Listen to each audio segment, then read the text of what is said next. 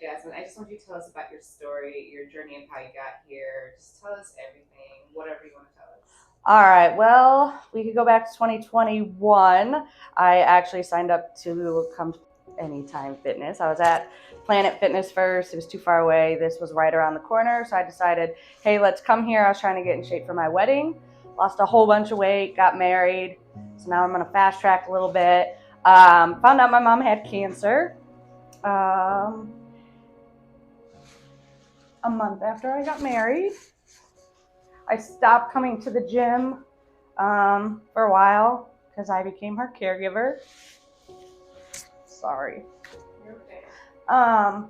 She had stage 4 small cell lung cancer, so newlyweds, had to cancel my honeymoon, had to take care of my mom. Literally, I was the sibling that was closest, 7 minutes from her house, so did all the chemo, the radiation, all the appointments, literally working 2 full-time jobs, like just go, go, go. I tried to stay at the gym as much as possible because it's kind of my happy place. Fast forward a little bit, my mom's like, hey, I want you and your siblings to get genetic tested. We carry this horrible genetic on my side of the family. So all of my biological siblings, all 3 of us, we got tested for, I think, 20 different cancer genes. And unfortunately, all 3 of us popped with the BRCA2 genetic, which is a horrible genetic in which carries a whole bunch of different cancers. So breast cancer, ovarian, skin, stomach, so on and so forth. I knew exactly what I was going to do if I got the genetic. I was going to do the preventative care. So I tried to stay as active as possible up until I had a double mastectomy in September of 2023. Unfortunately, my mom passed away in July of 2023. So it was like 5 weeks later, I cut my breast off. So I was still grieving her and grieving the loss of all this new stuff that I was trying to navigate. I see it as far as me doing the genetic testing, it was an hourglass into my future or goggles into my future on the life I wanted. Unfortunately, my mom was only 62 when she passed away. Her mom was also only 62. So I have a fear of this age of 62 now. So I'm like, man, I really want to get healthy for my family. I have 4 daughters, 2 biological, 2 stepdaughters. I'm extremely active in their life. I mean, we are go, go, go 24/7 with all the sports and extras. And I'm that mom that always wants to be there. So I want to be there for my kids' weddings. I want to be there for my grandkids. I want to be a great grandma. Literally, my goal is to make it to 90. If I make it to 90 and I can see great grandchildren, I will be pleased. So yeah, the BRCA2 genetic is something I kind of carry near and dear to my heart. Unfortunately, I've had a pretty hard time since my mastectomy. I've had 3 reconstructive surgeries. So I had the option of going completely flat, which means I would just be flat chested, literally nothing, or I could have reconstruction. So when I went in to do my, hey, let's talk about the genetic you carry, I loved the doctors. They were very blunt, but very honest. They're like, hey, you're 35. You're very healthy right now. You're not full of cancer. It's not if you get cancer, it's when you get cancer. So I had a 80% chance of breast cancer.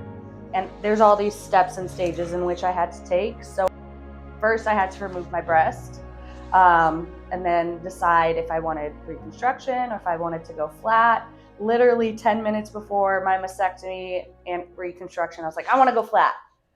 And they're like, wait, why? I'm like, I don't know. I just have this fear my body's going to reject everything and I'm going to have a horrible time. And unfortunately, that's where I'm at.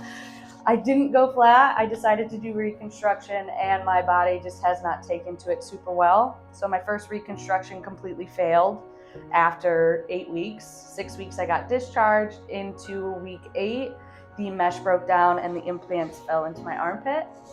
My surgeon lives half in Australia, half here. So I had to wait like 6 months. She came, she did a second reconstruction. She said it went well. She put a different mesh, they held. Unfortunately, my body did not like it and they capsulated the implants really fast. So I just had like a lot of pain and stiffness. So she went back in, 6 months later and did a whole reconstruction. So I was under my first surgery for like 11 hours. My second surgery was 3, and then the third was 10 because she redid everything. What was great about the third surgery is she got to move things around a little bit. I was more comfortable because they were on top of the muscle, not under the muscle anymore. And so everything was going good. And then all of a sudden, let's fast track after that third surgery to about May. I noticed something weird on one side and I'm like, oh, what's this?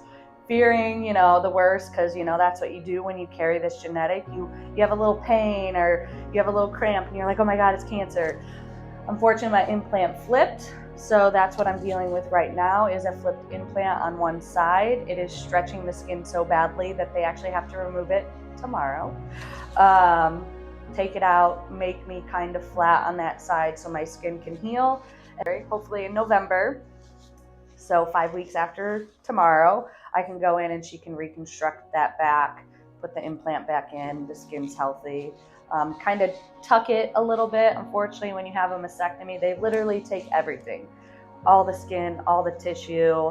I had what is called a triple mastectomy, nipple sparing. So my nipples were there, so I have a little bit of a chance of cancer through that, but they did some biopsies during and said everything looked good. But when you take all the walls and the skin, there's nothing, they have to start from scratch.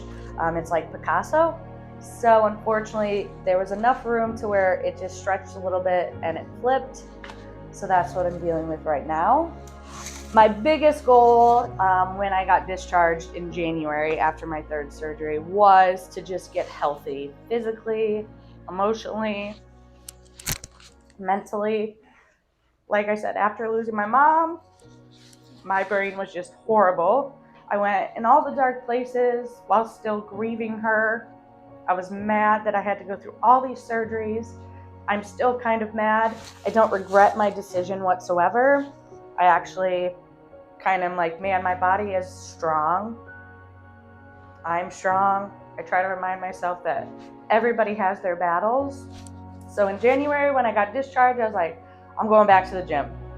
Unfortunately, it was out of my hands. 18 months of just couch surfing, I felt like. Did a lot of walking. I put on about 40 pounds. So all the weight I lost prior to my wedding, I put right back on. I've always been pretty active throughout life. I was in track, I rode horses, basketball, volleyball, swim, all the things. My body just doesn't like when things change. So I'm like, all right, we're going back to the gym. So I went back to the gym. I was really careful and diligent with my arms, starting at like 10, 15 pounds. I gave myself like a 40-pound max just because I wanted to be careful with the surgeries that I had. And then for me personally, it wasn't, hey, I want to be a size 2. It was, I want to be strong and healthy physically, emotionally, mentally, and everybody takes that in a different light. And I try to strive that to my daughters and my friends that are like hard on themselves. I'm like, hey, weight is just a number. It's how you feel in your own skin, and health comes from the inside out. And that's kind of where my journey is. Like, I want to be strong and healthy on the inside by doing all the preventative care that I can with my genetic, and then being strong and healthy if I ever have to go under the knife again, because if you go in healthy, you're going to come out a little bit stronger for that recovery. So my goal, when I found out in May that I was going to have another surgery, I was like, hey, I want to be in the best shape I can get. I want to lose as much weight as possible that I put on. Not that the number mattered to me. It did and it didn't. And I started feeling more myself the more I came to the gym. I started doing, personal training classes. I started, I got my husband to come to the gym with me, which is a huge thing for me. I love when a partner can be supportive and join you, and we walk our dog all the time. And then I just strive with my kids. I'm like, be active, do this, do that. As I age, there's all these other surgeries, unfortunately, I will have to do and go through, which is going to put my body through another test. And I just feel like I've been tested and tested and tested, and I've always made it out okay. So the next test is just going to be one more step in God's plan. Try to have faith that He does everything for a reason, and this is just one of those reasons that I've had such a hard time the last We're going on 3 years now. Since January, I've lost about 35 pounds. So I'm pretty happy with that. I'm fearful that the next 11 weeks of my life are going to be a little hard with the 2 surgeries I have back to back. I was already told I could walk. I can come to the gym, just don't touch my arm. So I'm not going to be pumping this arm by any means. So legs and arms, I'm going to try to stay as active as possible without overdoing it, because my recovery is the biggest thing on my brain to make sure I can get through that so that the next surgery goes well. So yeah, I just feel like the gym is kind of my happy place. It always has been. It's a great like endorphin setter for me.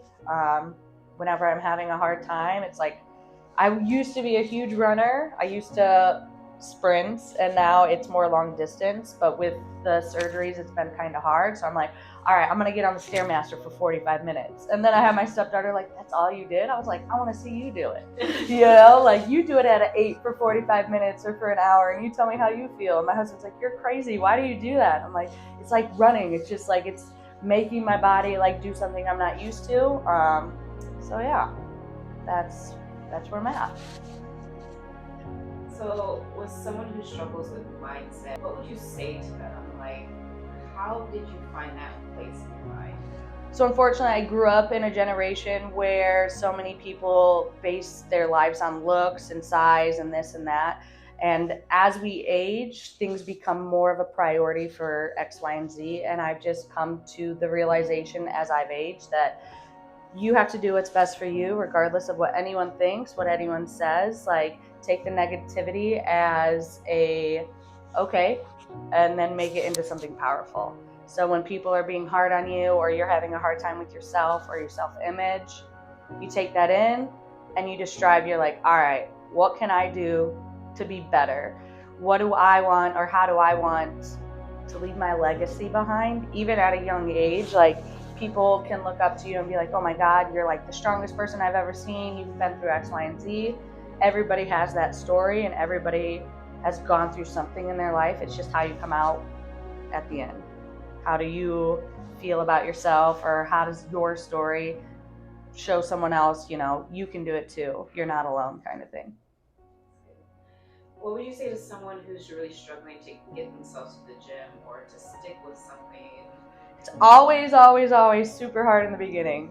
Like, I was coming at 4:15 in the morning, 5 days a week. I did not want to. Everyone has their go time. It's just stick to it, and then it becomes a routine. So then when you start missing your routine, or like you're missing days, you're like, oh my God, I can't go to the gym today. And you're like, I'm going to find that time to go. Everyone can make an excuse. We all have them. We all make them. You just have to make it where there's no excuses accepted. But you have to have that mindset, right? So for me, it was super hard in the beginning because, one, I didn't feel comfortable in my own body anymore. I had went through all this. I was bigger, and my husband is the same way. He's like, I haven't been to the gym since high school. Like, how do I go? What do I do? He's like, I'm going to go in the morning when it's quiet. And I was like, you just got to start slowly, and then do this, do that. And everybody just start. That's just start, and then don't stop. How do you feel about Anytime Fitness in Staples though? It's close, it's convenient. I like that you can literally go at any time.